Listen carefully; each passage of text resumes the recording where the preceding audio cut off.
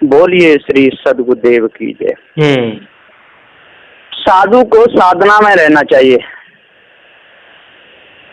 यहाँ साधना नहीं है तो साधु नहीं हो सकता है। साधु का मतलब ही है जिसका सदा हुआ जीवन हो। 10 दोष हैं तन मन वचन के, इन्हें गुरु परखाते हैं।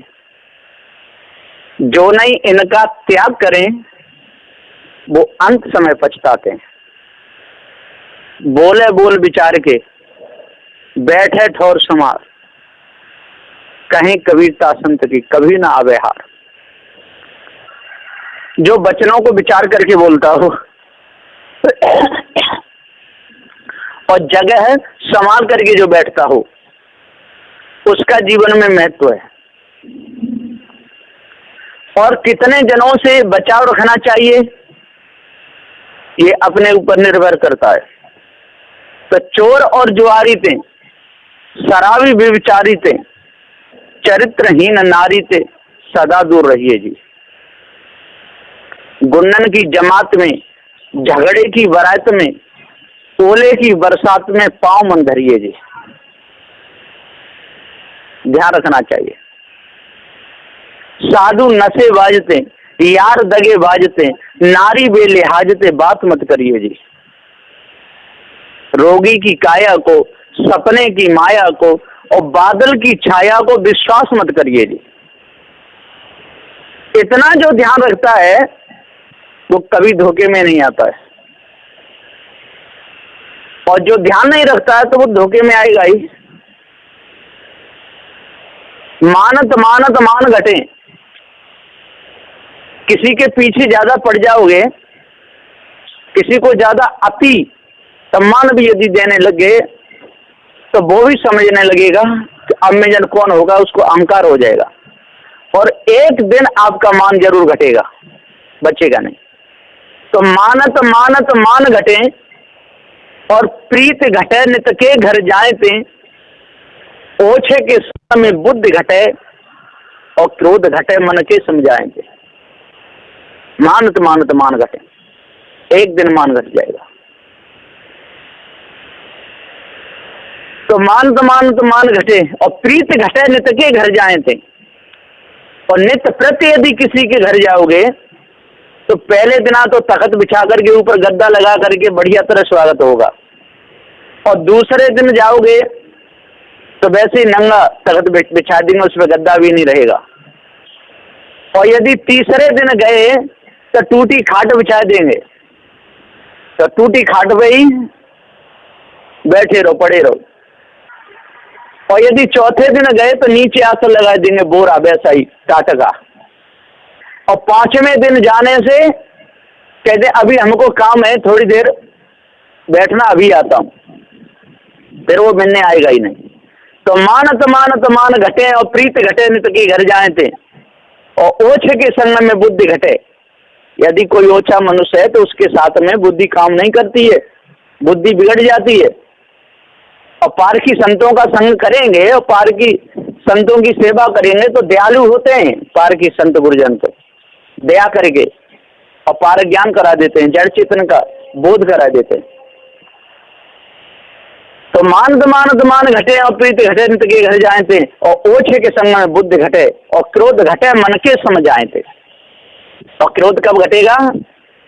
जब हम मन को समझाएंगे, धैर्य धारण करेंगे और समझ जाएंगे कि दुनिया में सब तरह के लोग हैं। कोई कामी है, कोई क्रोधी है, कोई लोभी है, कोई मोही है, कोई हठी है, कोई सटी है, कोई सनकी है, कोई पिनकी है। सब तरह के लोग हैं संसार में। जब ऐसा हमको पता चल जाता है तो फिर कोई असर नहीं पड़ता। और गुरुदेव जी समझाते भी रहते हैं, संत गुरुजनों का तो हर समय यही समझाना रहता है कि सब तरह के लोग मिलेंगे, है ना। कोई कामी मिलेगा, कोई क्रोधी मिलेगा, कोई लोभी मिलेगा, कोई मोही मिलेगा, ये सब तरह के मिलेंगे। और जिसके तन में जिस तत्व की प्रधानता होगी उसी का वेग ज्यादा रहता है। यदि अग्नि की ज्यादा प्रधानता होगी तो उसके तन में क्रोध का वेग ज्यादा रहता है। और जल की रहेगी तो सतोगुण का रहता है, और पृथ्वी की रहेगी तो रजोगुण का रहता है। जिस गुण की ज्यादा प्रधानता होती है जिसके शरीर में, और वही गुण वहां पर बढ़ जाता है। तो सदगुरुदेव जी पुकार के समझाते हुए कहते हैं कि इसमें कोई भी बिना विचार नहीं करना चाहिए, जिसमें कोई किसी दुख वाली बात नहीं माननी चाहिए, क्योंकि अपने अपने स्वभाव के अनुसार, अपने अपने गुण के अनुसार सभी बर्ताव करते हैं। लेकिन जो इन गुणों की औषधि बना लेता है उसका जीवन में महत्व है, और जो औषधि नहीं बना पाता उसका कोई महत्व नहीं। तो सदगुरु श्री कबीर साहब जी समझाते हुए कहते हैं कि हे भाई ज्ञानी विद्वानों, 4 वेद 6 7 18 पुराणों के ज्ञाता हो, जब तक आप अपने आप को नहीं जानोगे, जब तक अपने से भिन्न की खोज बंद नहीं करोगे, जब तक किसी ईश्वर परमात्मा की कल्पना में लगे रहोगे, तब तक आपके द्वारा सत्कर्म नहीं हो सकते, तब तक आपके द्वारा किसी का सम्मान मान नहीं हो सकता है। क्योंकि जीव दया का नाम लेते हो और जीव दया आपके अंदर है नहीं। जब अश्वमेध यज्ञ करते हो तो आपके हृदय में जीव दया कहाँ है? जीव दया है ही नहीं। अजामेध यज्ञ करते हो, बकरे को काट के चढ़ाते हो तो आपके हृदय में दया है ही नहीं। जो अश्वमेध यज्ञ करता है, अजामेध यज्ञ करता है, नरमेध यज्ञ करता है, गोमेध यज्ञ करता है, उनके हृदय में दया कहाँ है? वहां दया है ही नहीं। दयालु तो उसे कहते हैं कि चींटी से लगा कर हाथी तक किसी को दुख न दे, गज पिपील का को सम समझे, अज्ञ विज्ञ होए एक समाना, चारों वर्ण समान संत को धर अद्भुत विषम विसराना, सुख दुख हानि लाभ सम समझे, मान और अपमान समाना। उनको समदर्शी कहते। लोग नाम तो लेते हैं समदर्शी समदर्शी, लेकिन समदर्शी हो नहीं पाते। कहते हैं कि हम श्रेय ज्ञान को महत्व देते हैं, नहीं, वो श्रेय ज्ञान को महत्व न देते, वो तो प्रेय ज्ञान को महत्व देते। उनको पता ही नहीं है कि श्रेय ज्ञान कौन सा है, प्रेय ज्ञान कौन सा है, अपरोक्ष ज्ञान कौन सा है, परोक्ष ज्ञान कौन सा है, ये बिल्कुल नहीं पता। और कहते रहते हैं त्रिपुटियों का नाश करो, त्रिपुटियों का नाश करो, सारा काम बन जाएगा। ध्याता ध्यान और ध्येय, ज्ञाता ज्ञान और ज्ञेय, इनका नाम लेते रहते हैं। क्षर अक्षर न्याक्षर, जहद अजहद जहदा जहद, ईश ब्रह्म परमात्मा, इन्हीं का नाम लेते रहते हैं और धोखे में स्वयं भूले रहते हैं और दूसरों को भुलाते रहते हैं। और जब तक दूसरों को भुलाते रहेंगे, स्वयं भूले रहेंगे, तब तक उनके हृदय में सद्भाव सद्विचार कहां से आएंगे? हृदय में तो देखे स्नेह भोगी की कालमा छाई रहती है। जैसे आकर्षण वायु चलती है तो पृथ्वी का जल ऊपर पहुंच जाता है, और जब प्रेरक वायु चलती है तो वो ही जल इकट्ठा हो जाता है, और जब शोषक वायु चलती है तो वो बरस जाता है। जब जहाँ शोषक चले बतास, और तब ही तहाँ घटा को नाश। शोषक वायु चलते ही घटा का नाश हो जाता है, और प्रेरक जब वायु चलती है तो पानी इकट्ठा हो जाता है। आकर्षण वायु जब चलती है तो जमीन का पानी ऊपर पहुंच जाता है, और लोग समझते हैं कि ये किसी परमात्मा की करामात है, वो ही सारा खेल रच रहा है।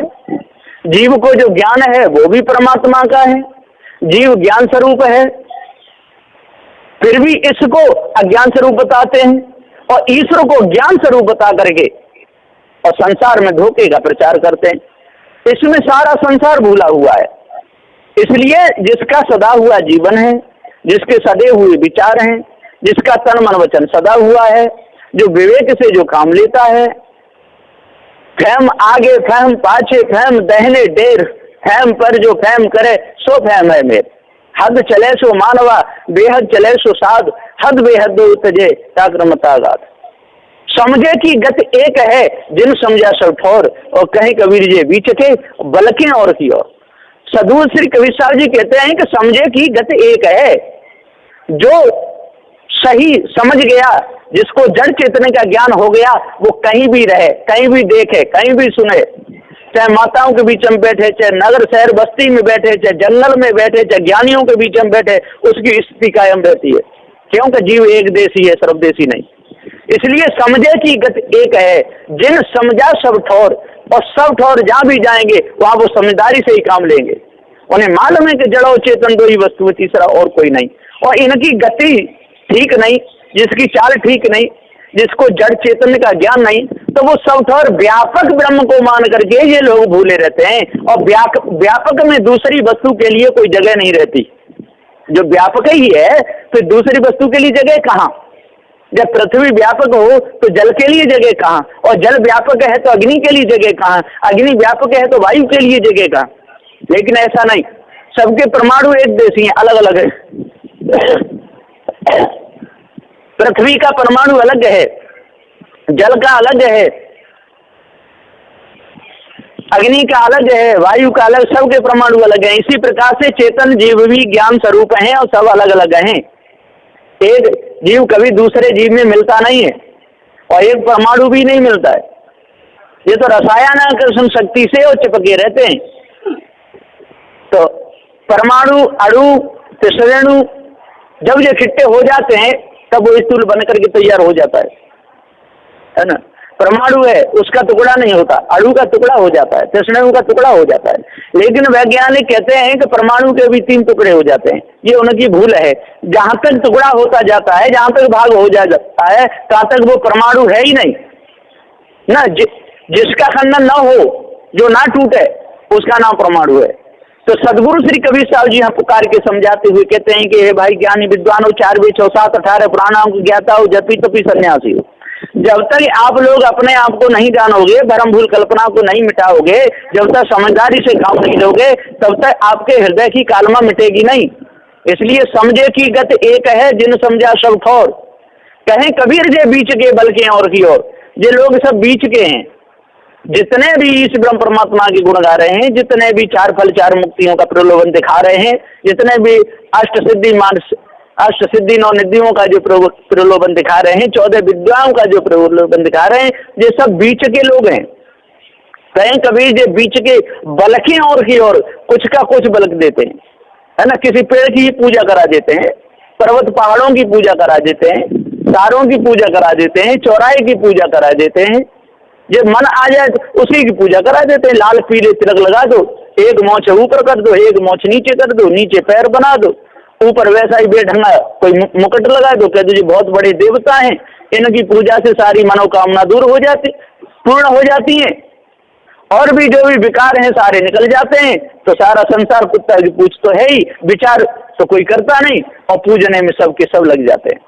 इसलिए सदगुरुदेव जी कहते हैं कि आज कितना सुंदर समय मिला है, और ऐसे सुंदर समय को यदि हम धोखे में निकालते रहें, भूल में अपने सारे समय को निकाल दें, इस मनुष्य जन्म का कोई महत्व नहीं समझे, देखे सुने भोगे में ही लगे रहें, विवेक विचार से यदि काम न लें, तो वासना हमको घेर लेती है। और वासना की छाया इतनी बुरी है कि अवस्तु होते हुए भी जीव को पछाड़ देती है। तो सदगुरुदेव जी यहाँ पुकार के समझाते हुए कहते हैं कि हे चेतन अविनाशी, तू अजर अमर अखंड है। यदि वासना छाई रहेगी तब तक तू है नारी, और वासना को त्याग दे तब तू पुरुष होगा। तो सदगुरुदेव जी पुकार के समझाते हुए कहते हैं कि माया मह ठगनी हम जानी, और त्रिगुणी फांस लिए कर डोले बोले मधुरी वाणी। केशव के कमला हुई बैठी शिव के भवन भवानी, और पंडा के मूर्ति हुई बैठी तीर्थ भूमि पानी। योगी के योगिन हुई बैठी राजा के घर रानी, काहू के हीरा हुई बैठी काहू की कौड़ी कहानी। भक्ता के भक्तन हुई बैठी ब्रह्मा के ब्रह्मानी, और कहीं कभी सुना हो संतो ई सब भक्त कहानी।